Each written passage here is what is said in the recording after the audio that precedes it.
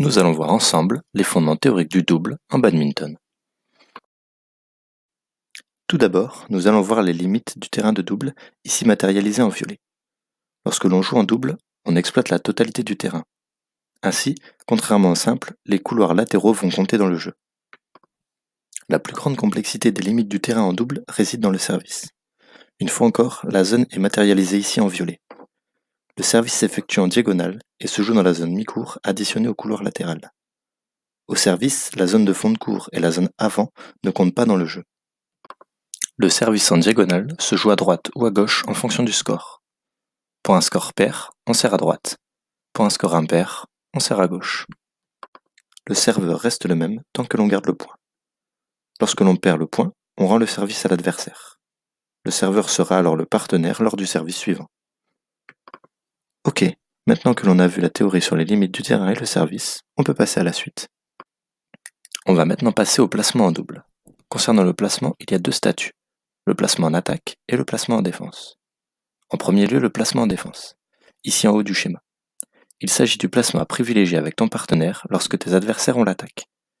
Côte à côte et à peu près au centre du terrain, vous devez chacun couvrir un côté, du filet au fond de court.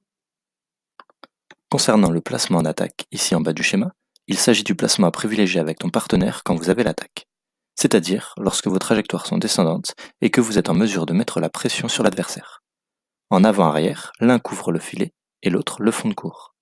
N'oublie pas, les placements d'attaque et de défense évoluent au cours d'un même point, en fonction de sa physionomie. Bien, maintenant que nous avons vu les deux types de placements, il nous faut introduire un dernier concept, les zones de divorce. Elles sont primordiales en double.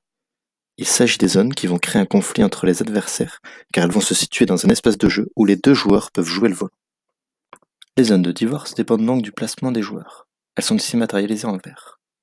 En placement en défense, la zone de divorce va être au centre du court, entre les deux joueurs, du filet au fond de court. En placement en attaque, les zones de divorce seront sur les extrémités latérales du terrain, au niveau du mi-court.